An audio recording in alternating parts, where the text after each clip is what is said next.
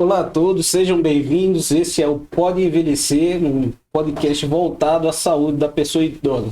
Sou o Dr. Hipólito Pessoa e no episódio de hoje a gente vai estar falando um pouquinho sobre queda no idoso. A gente está hoje aqui com Rafaela Maia, nossa colega fisioterapeuta maravilhosa, e vai estar discutindo um pouquinho com a gente sobre esse tema que é muito comum, né? Essa situação de queda do idoso hoje em dia, né, Rafaela? Isso. Boa noite, doutor Hipólito. Boa noite a todos que nos escutam. Muito obrigada pelo convite, né? É um grande prazer falar um pouco da fisioterapia, sempre essa área que eu sou muito apaixonada. Perfeito, perfeito. E a gente está aqui hoje para discutir um tema que a gente acaba pegando muito paciente em conjunto, que é esse tema voltado a quedas, que realmente é um dos grandes desafios que a pessoa idosa acaba enfrentando em alguns momentos. A gente sabe que a incidência de queda no idoso, ela aumenta conforme a idade avança, né? Então a frequência de quedas, ela se torna uma questão de preocupação em relação à saúde desses pacientes e é por isso que a gente está aqui hoje para discutir um pouquinho sobre a maneira que a gente pode trabalhar realmente o paciente no sentido de tentar identificar algumas situações que podem ser prevenidas, tentar identificar no paciente, no ambiente, em vários outros setores. Então a gente vai falar um pouquinho de tudo, falando um pouquinho.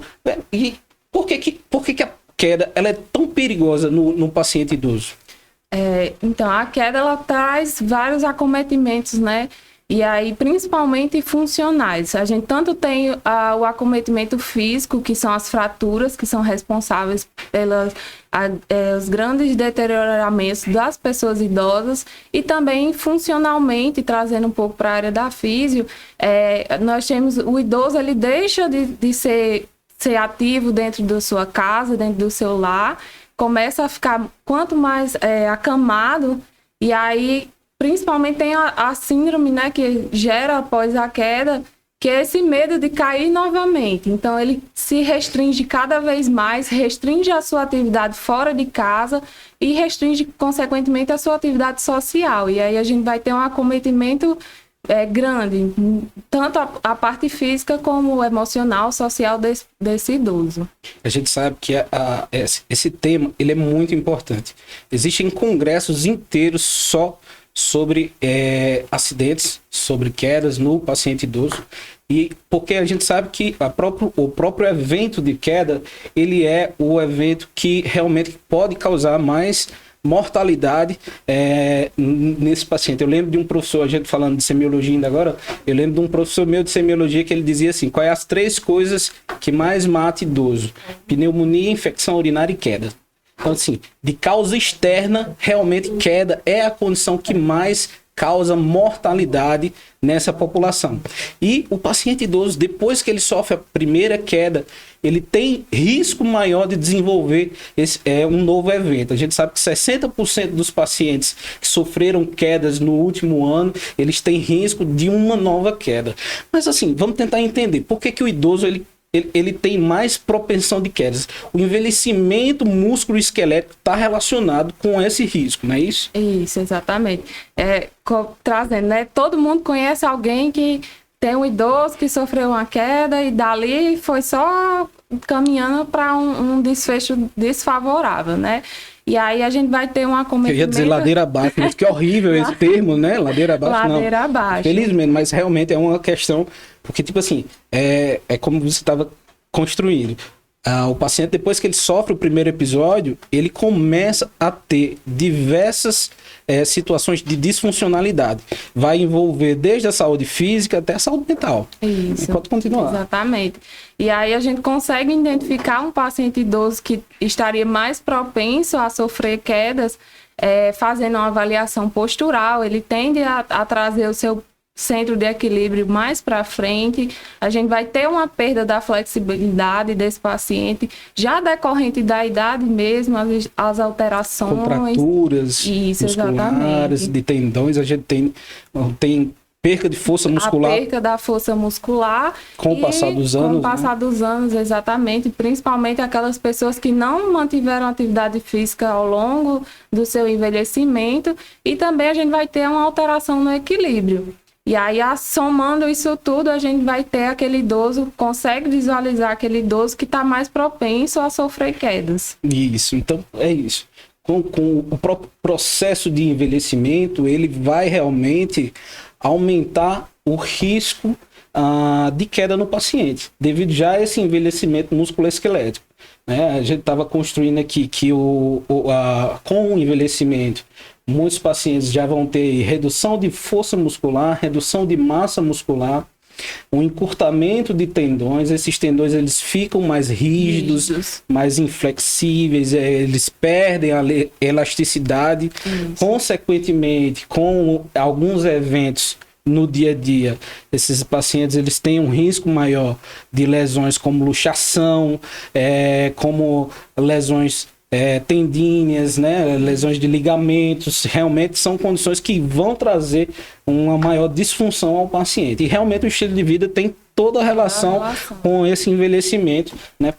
Patológico, praticamente. Né? Então a gente sabe... Muitas vezes os pacientes idosos eles já chegam com essas alterações musculoesqueléticas que desenvolveram ao longo da vida. E aí se restringiram cada vez mais, porque tive uma operação no meu joelho, e aí eu fui me restringindo, cheguei à minha terceira idade com uma musculatura extremamente fraca, já tenho uma articulação debilitada ao longo do tempo, e aí vai só somando os fatores para desencadear esse processo de queda. Que era, na verdade, a próxima pergunta, né? Que a gente ia fazer assim, realmente quais são as principais consequências no idoso depois de um episódio desse? As principais consequências no idoso de uma queda, né? O que mais afeta ele? Aí realmente vai ter diversas questões. Entrando na fisioterapia, vai principalmente a perca de funcionalidade. A perca de funcionalidade, né? A área da fisio, ela trabalha muito isso. E aí a gente vai ver um paciente que vai ficar mais tempo acamado, e aí vou perder ainda mais força, ainda mais massa muscular, tendência a desenvolver a sarcopenia. E aí eu deixo de fazer minhas atividades diárias e os familiares acabam tentando compensar isso, fazendo para o idoso. E aí se soma com o medo de cair novamente, junto com a família, que muitas vezes não deixa, né? Tenta proteger. A gente entende que é uma forma de demonstrar o amor deles, mas que muitas vezes acabam prejudicando não deixar o idoso fazer aquela atividade. Isso. E eu estava lembrando da situação, é quase que impossível falar de queda e não lembrar da famosa fratura de colo de fêmur. Isso. Eu acho que todo fisioterapeuta já pegou algum paciente que infelizmente sofreu uma queda e acabou desenvolvendo a fratura, e a fratura do colo de fêmur, que ela é muito comum e realmente é uma fratura que muitas vezes ela vai realmente levar a essas consequências que você estava falando, que é a perca de autonomia, perca de funcionalidade. O paciente muitas vezes ele vai ficar acamado, se for uma fratura que não tiver correção, infelizmente vai ficar acamado, vai desenvolver a sarcopenia e infelizmente a síndrome de fragilidade. Isso. Até voltando as consequências do envelhecimento na saúde musculoesquelética, a gente lembra também que a reabilitação desses pacientes é diferente do adulto jovem. A reabilitação do paciente idoso ela é mais lenta, ela é diferente, ela é mais difícil, ela é mais complexa. É curioso, né?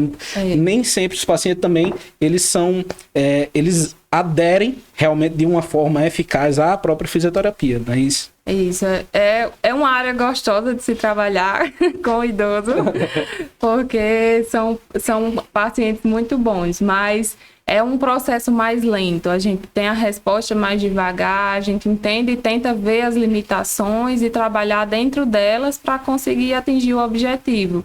É uma coisinha mais lenta, mais gradual, mas que o trabalho certo, eu gosto muito da área de cardiorrespiratória, então eu consigo ver muito resultado nesses pacientes. Sim. De mudança, e aí a gente começa a ver um paciente que chegou totalmente dependente, às vezes acamado. Sim.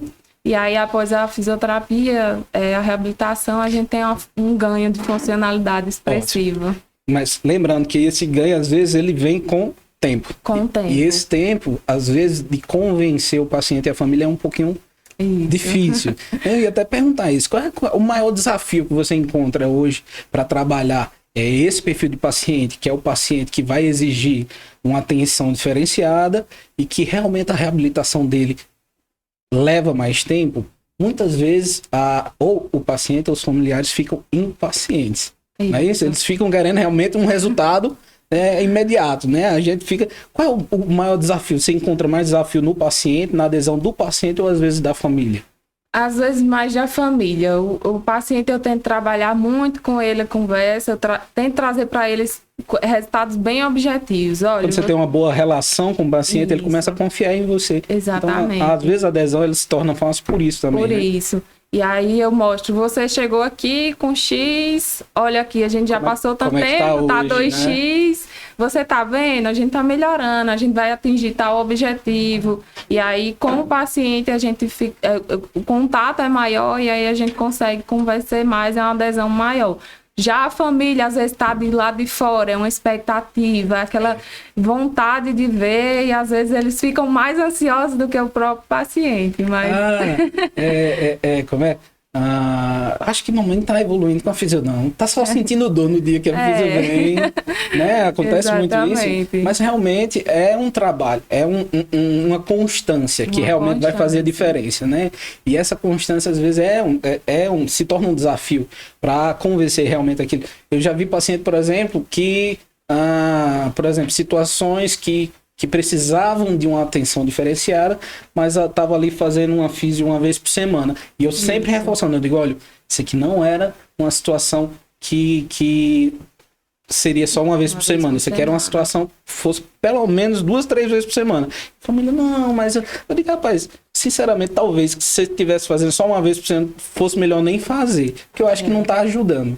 Exato. Tá entendendo? Porque, tipo assim, às vezes, era esse ponto que eu tava querendo chegar, até de uma forma de esclarecer que às vezes o grande desafio é convencer a família da necessidade daquele acompanhamento mais intrínseco, de mais perto, com mais sessões semanais, né? E isso se torna um desafio. Às vezes, você convencer a família é um dos grandes desafios, né? Além do paciente. A gente já tem o desafio de convencer eles a fazer a fisioterapia. Isso. Já entra aí. E aí, eu gosto muito de questionar assim, olha, com 3 vezes na semana você vai ter um resultado mais expressivo. A gente consegue ganhar isso e isso. E com 2 vezes na semana vai vir um pouquinho mais lento. Eu tento mostrar assim dos benefícios que eles vão atingir. E aí a gente tenta convencer de várias maneiras, né, que a importância da fisioterapia. A gente vai para academia quando é jovem, no mínimo 3 vezes na semana faz exercício. Para o idoso, quando a gente quer um ganho mais expressivo, a gente tem que manter esse padrão também, levando sempre as limitações que o idoso tem, né, na saúde dele. Mas realmente, a própria ideia da gente estar discutindo isso realmente é trabalhar o envelhecimento, é tentar trabalhar um envelhecimento bem sucedido e esse processo, esse evento, né, que é um evento, um evento que a gente chama de evento sinal no envelhecimento, que é uma queda, ele realmente traz grandes consequências. A gente estava falando das consequências desse processo no paciente e a gente não pode deixar de falar até o próprio medo de novas quedas. O paciente, depois que ele cai uma vez, ele começa a ter, além da perda de funcionalidade devido a lesões físicas, a gente tem que lembrar, eu tenho que citar hoje também, o impacto psicológico nesse paciente. O paciente, muitas vezes, ele vai desenvolver algum problema mental, transtornos ansiosos, transtornos depressivos, isolamento social, e o próprio medo de novas quedas pode se tornar um fator de risco para um novo evento. Isso acontece com muita frequência. Sem falar o desfecho de uma queda, realmente também a gente tem que citar que é os internamentos, né?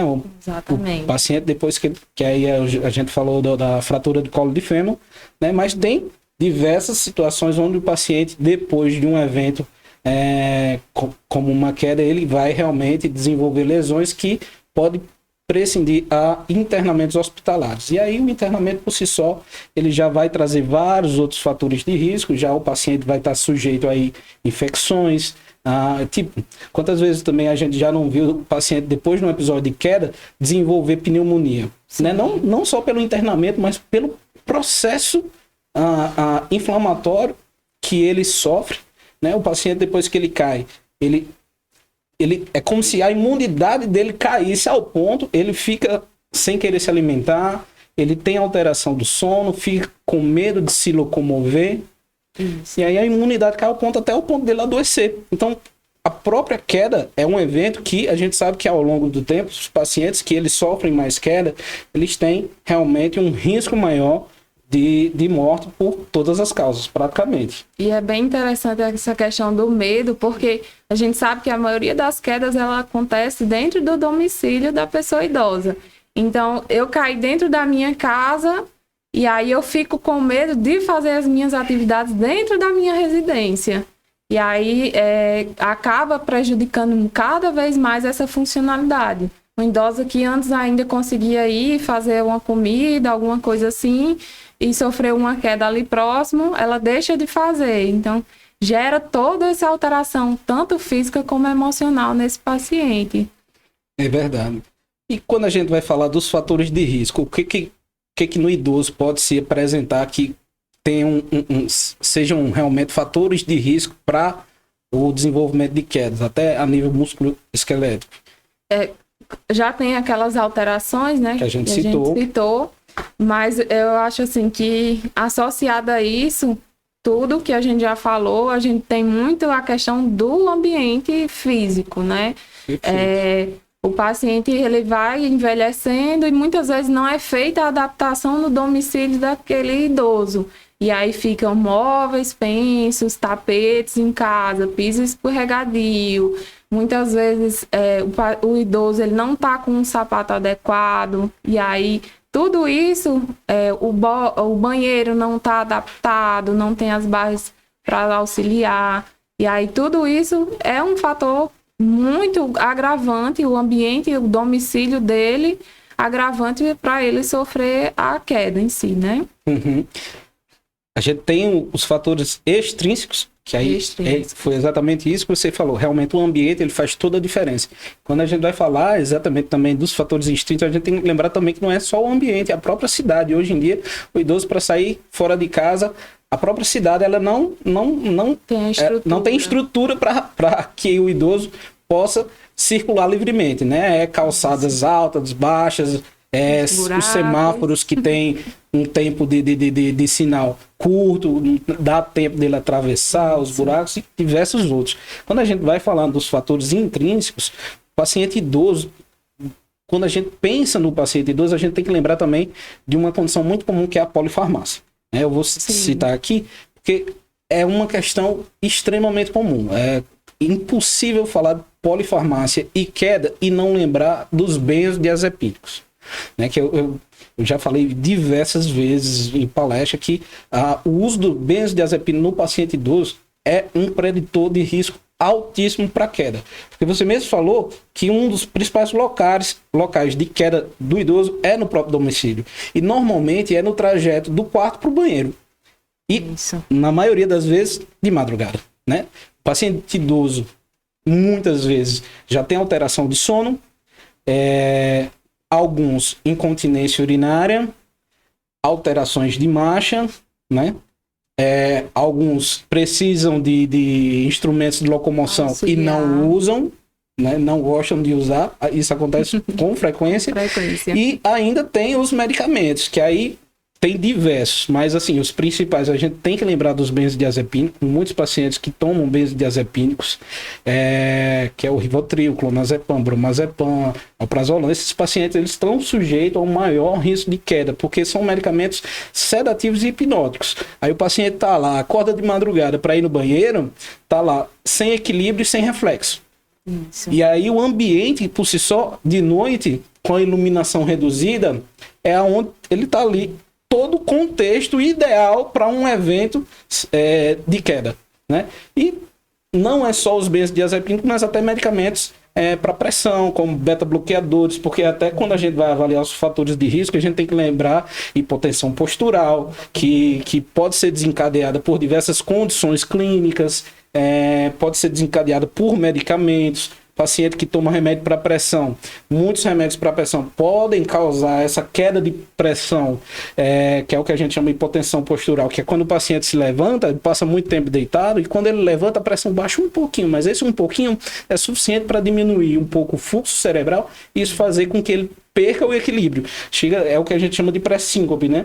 Então, tipo assim, diversas condições, alterações visuais, a iluminação conta muito, porque, tipo assim, o próprio equilíbrio, quando vocês vão trabalhar equilíbrio na própria fisioterapia, eu acredito que vocês têm que ter essa visão também que a propriocepção, o equilíbrio, ele depende da propriocepção do paciente. Então, a visão conta muito. O paciente idoso, ele se equilibra, mas a visão ali, ela está fortemente ligada ao equilíbrio dele, não é isso? É bem interessante, até não no idoso, no momento que a gente tira a visão, fazendo um teste de equilíbrio, não tem aquele que não fica. Então, é um ponto importante a iluminação também. E muitas vezes esse idoso se levanta sobre o efeito dessas medicações e tá a casa toda escura, tem o tapetezinho do banheiro, tem o degrauzinho do banheiro, que é, assim, muito propício a levar ele a essa queda.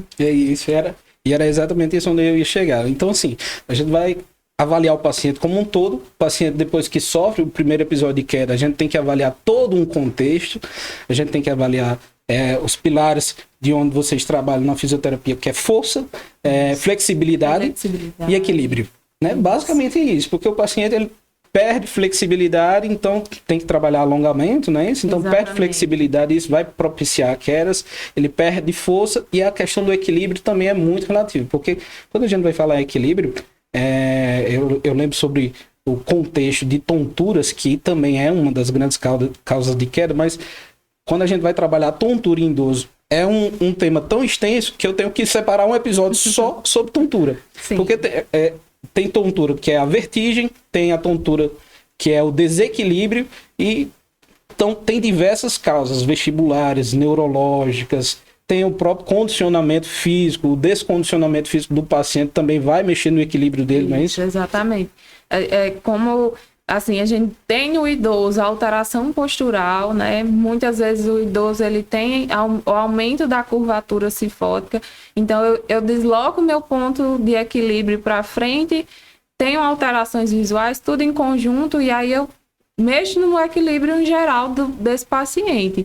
E aí na físio, a gente tenta trabalhar com a flexibilidade, o ganho de força, justamente o máximo de ajuste postural para esse paciente, e trazendo um pouco desse treino de equilíbrio. Às vezes a gente treina marcha também com o paciente idoso, trazendo também o estímulo proprioceptivo, né, para esse paciente, quando em um momento que ele precise, que tem algum evento que possa gerar uma queda nele, ele consiga, com a musculatura, enfim, corrigir a postura e evite essa queda.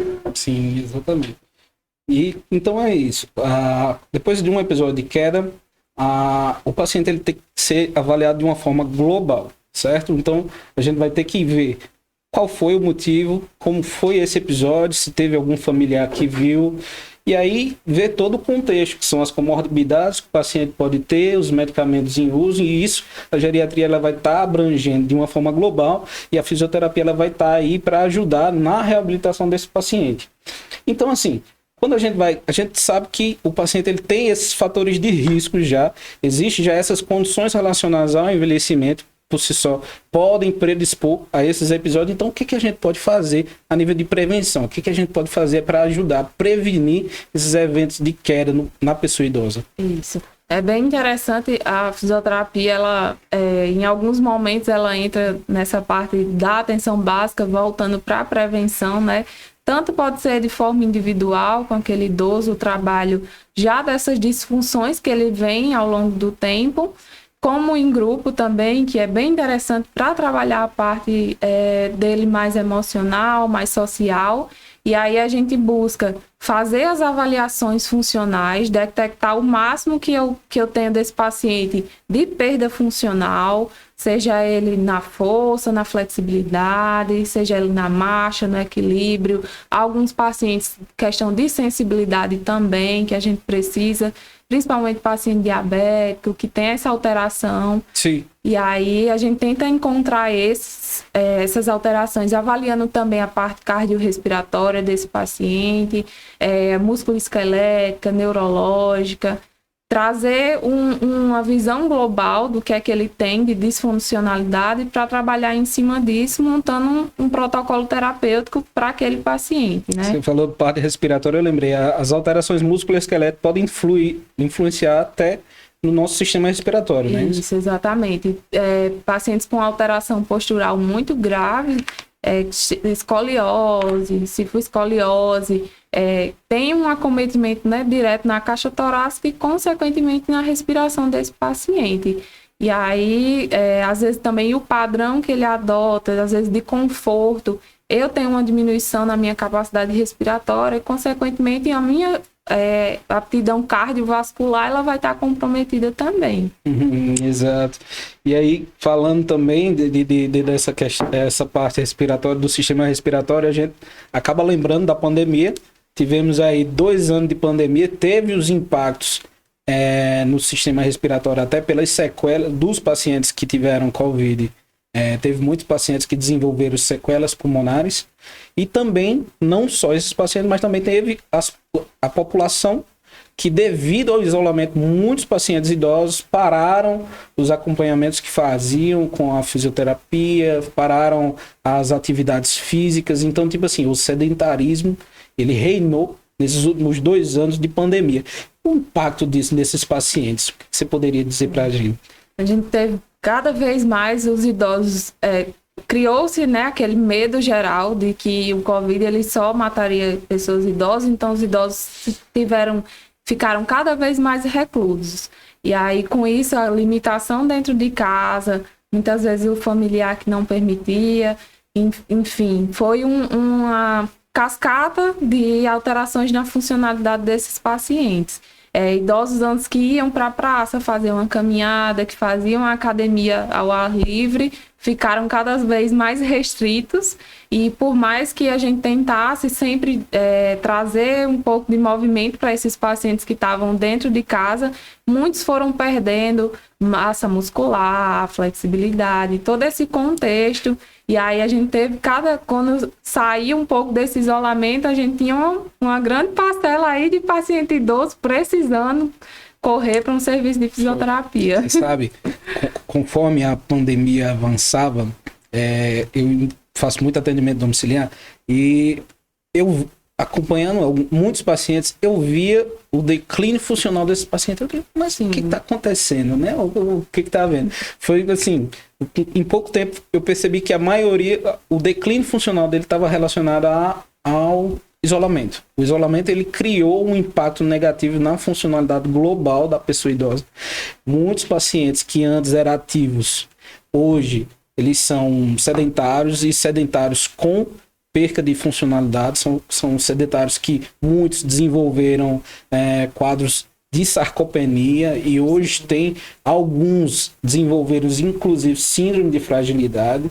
Então, tipo assim, a pandemia, ela trouxe impacto negativo tanto para quem teve o vírus como para quem não teve, quando a gente vai para essa população acima dos 70 anos. Então, realmente foi drástico, foi horrível para esse público. Exatamente. Né? E a parte mental deles que ficou muito afetada de estar restrito àqueles idosos que tinham os seus amigos, que gostavam de se reunir para conversar. E aí, como houve essa restrição, a parte mental foi alterada também, emocional, né? Então, eu ficava triste porque eu não podia sair de casa, então eu passava o dia deitado, eu não queria fazer nada. E aí, esse declínio funcional, assim, foi muito evidente nesses pacientes idosos que tiveram o isolamento social. Sim. E em relação aos que desenvolveram a doença, que realmente tiveram consequências pulmonares, como é que se dá esse processo? como é que a fisioterapia pode ajudar nesses pacientes que tiveram aí sequelas pulmonares com perda de capacidade pulmonar total? Isso. Nós tivemos muitos pacientes que, graças a Deus, conseguiram sair, né, se recuperar do Covid. E aí a gente encontrou paciente idoso com a limitação de não funcional mesmo, não consigo tomar uma água num copo porque eu canso, eu não consigo andar porque eu canso. E aí teve esse impacto muito forte. Teve impacto, por exemplo, tive paciente que desenvolveu arritmia cardíaca devido ao Covid, então eu tinha um cansaço não só de origem pulmonar, com as sequelas, mas cardíaca também. Doença pulmonar crônica desenvolve arritmia, muitas vezes. Então, tipo assim, a reabilitação tinha que ser tanto cardio como pulmonar. Quanto pulmonar. E aí a fisioterapia, ela interviu nesse momento. A gente avaliava força da musculatura respiratória, capacidade pulmonar, força de musculatura periférica, capacidade cardiorrespiratória desses pacientes, tentava quantificar e elaborava um programa terapêutico dentro da reabilitação cardíaca, que era cardiopulmonar, que a gente tinha para esses pacientes. A gente usa um tripé. Eu tenho que ter o exercício aeróbico, eu tenho que ter o exercício de força para ganho de massa muscular e eu tenho que ter o exercício de força de musculatura respiratória. E aí, com base nos achados que a gente tinha, muitos pacientes com a aptidão cardiorrespiratória reduzida assim, ao extremo, quantificando cerca de 30% de uma capacidade cardiopulmonar, que a gente ainda considera o ótimo 80%, 90%, e aí muitos pacientes que saíram no Covid saíram com uma capacidade em torno de 30%, 40%, bastante reduzida, e aí montava-se esse protocolo terapêutico para ele, com base nesses achados, e ia fazendo a parte da reabilitação. Perfeito. Vamos desmistificar uma questão aqui. O paciente, ele pode procurar fisioterapeuta sem encaminhamento ou ele só vai se realmente algum profissional der um encaminhamento, né? Porque tem gente que só vai diz assim, por que você não procurou um fisioterapeuta? Não, ninguém me encaminhou, ninguém me mandou, tem muito isso, né? Mitológico. Não, ninguém me mandou e eu não fui, não. Ninguém disse que eu quero para eu ir, aí eu não fui, não, né? O paciente, ele pode livremente procurar a fisioterapia, não é isso? O fisioterapeuta é um profissional de primeiro contato também, e aí o paciente, ele pode, como ele deve procurar. É isso, porque é isso, eu queria desmistificar isso logo de uma vez. O serviço de fisioterapia à medida que ele sentir necessário.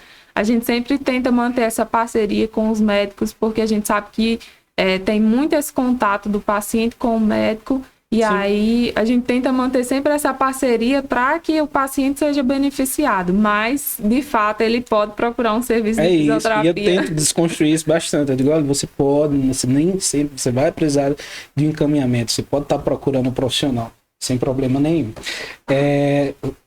Quase no desfecho do nosso tema, o que a gente pode fazer na casa do paciente, na casa do idoso, para ajudar nesse processo de prevenção de queda?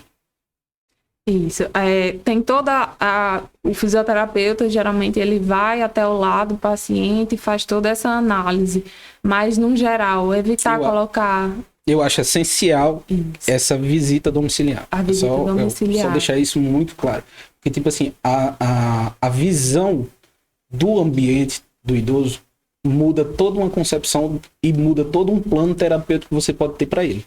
Exato. Do profissional. Exatamente. A gente descobre muita coisa quando a gente vai na casa do paciente. Muda tudo. Muda tudo. Incrível. Muda a nossa visão. Mas, no geral, seria retirar tapetes, evitar móveis que estejam de forma pensa, melhorar a iluminação, aqueles pequenos batentezinhos que muitas vezes eles passam despercebidos. A gente mesmo no dia a dia, a gente às vezes tropeça em um e isso aí a gente... Nossa, aquele batentezinho do banheiro, aquilo ali é terrível.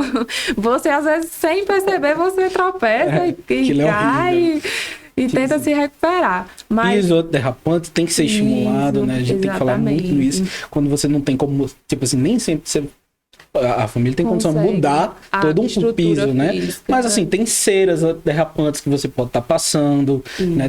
Tem produtos que você pode estar passando que aí vai ajudar nesse processo de prevenção. Essa questão da iluminação, como a gente falou, da visão, né? O auxílio da propriocepção do paciente. A iluminação, ela faz toda a diferença. Eu fico estressado quando eu chego num domicílio e eu pego aquele ambiente... É a penumbra.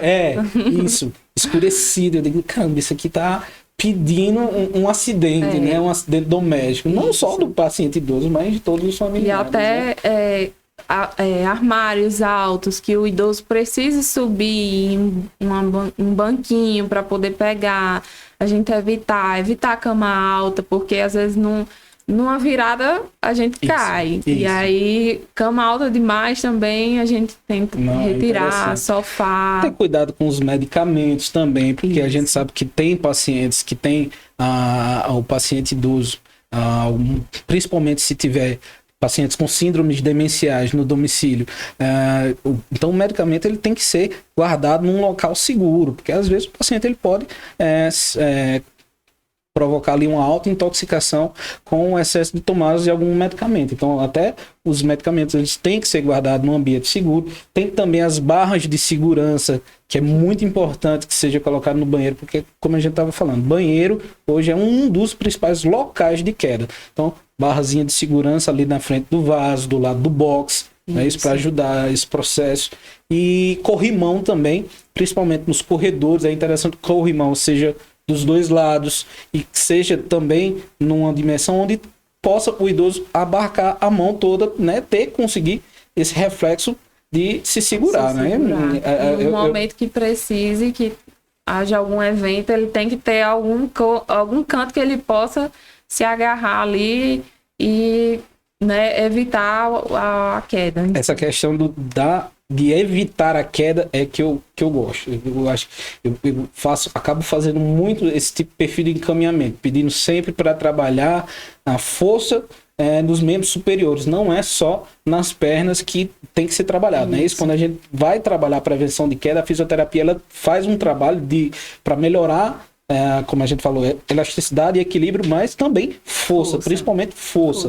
Porque, tipo assim, a força é quem vai realmente ajudar o paciente a não cair, aí ele se segurar. Exato. Não é isso? Então, essa questão da pinça, ela faz toda a diferença, né? Exatamente. A gente tenta trazer para o paciente idoso uma força global, mas que traga funcionalidade, né? Eu penso sempre naqueles músculos que são funcionais para ele. O que é que eu preciso que ele tenha força para que no momento desse ele corrija. E mesmo eu tendo uma articulação que seja desgastada ao longo do tempo, se eu tenho um músculo forte, ele acaba compensando esse desgaste articular e ele age no momento que o paciente às vezes desequilibra, eu tenho um músculo ativando e segurando aquele paciente.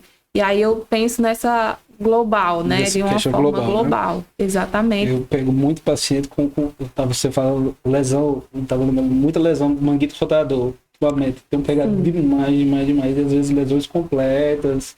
É muito difícil para esses pacientes, né? É um local bem difícil de recuperar já em um paciente jovem e devido a toda a debilidade do paciente idoso, a dificuldade de recuperação. A própria dor crônica no paciente, a gente nem citou, mas a dor crônica é um fator de risco para queda. Exatamente. Né? Aí a gente, se fosse falar mais essas questões, a gente vai ter que lembrar da artrose, principalmente a artrose de joelho, os auxiliares de locomoção, né? E como às vezes também é difícil do paciente aderir a esses dispositivos de locomoção, né? Não é todo paciente que quer usar e muitos também usam de forma errada. Né? Muitas vezes quando eu prescrevo e já dou encaminhamento para fisioterapia, porque aí eu digo, olha, aí o familiar diz, sim, mas essa fisioterapia, eu digo, é para ele aprender a usar de forma correta. Exatamente. Porque até a forma tem que ser adequada, porque quando você não usa o dispositivo da forma correta, você vai estar ali desenvolvendo uma nova lesão. Isso acontece com frequência, né? A altura do apoio faz toda a diferença, tem que ser a nível do trocante, não é isso? Isso. Então, muitas vezes eu já dou com esse encaminhamento para que o paciente aprenda a utilizar, porque a técnica correta ela não é fácil, assim, ninguém pega de primeira. Se você disser assim, ó, é para você usar assim, aí todo mundo usa errado. Seja bengala, seja um andador, não é isso? Exatamente. Então, muitas vezes a gente já encaminha para, você tem que ir, porque até a forma correta de usar tem uma técnica, tem uma maneira certa, porque se não for dessa forma, realmente você vai poder estar se machucando. Exatamente. É uma coisa tão complexa que a gente tem uma disciplina só para isso. Para aprender a ensinar o paciente como é que ele vai usar os dispositivos.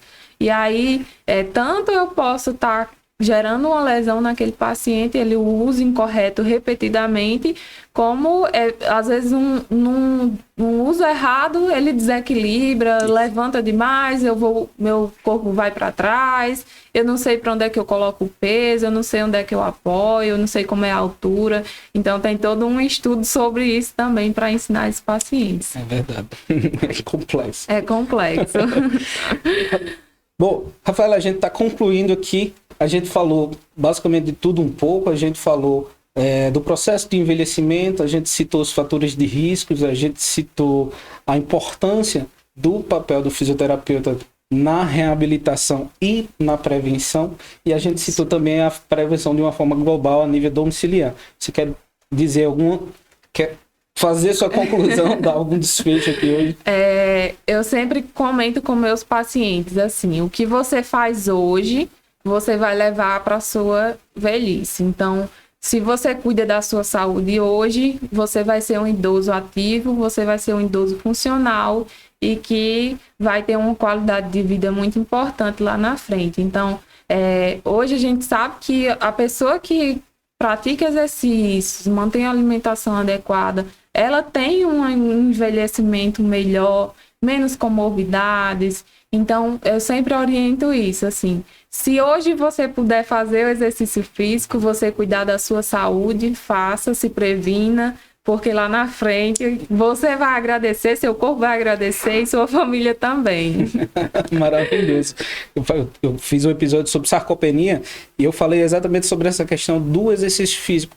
Como muita gente, às vezes, acha que só a caminhada previne sarcopenia, quando na verdade não. O exercício físico que a gente fala é o exercício de resistência, é um exercício de força muscular de uma maneira global. Ainda tem muito esse mito de achar que a academia é só para pessoas jovens, quando na verdade era para a pessoa, o idoso, a pessoa com mais de 60 anos também frequentar para poder trabalhar todos os grupos musculares. O que é isso? A queda ela é um evento sentinela, é um indicador de morbidade na pessoa idosa. A queda ela pode trazer várias consequências, tanto físicas como psicológicas, e ela vai envolver toda a funcionalidade global desse paciente. A prevenção de queda ela se torna uma discussão muito importante nos dias de hoje, principalmente com o envelhecimento populacional.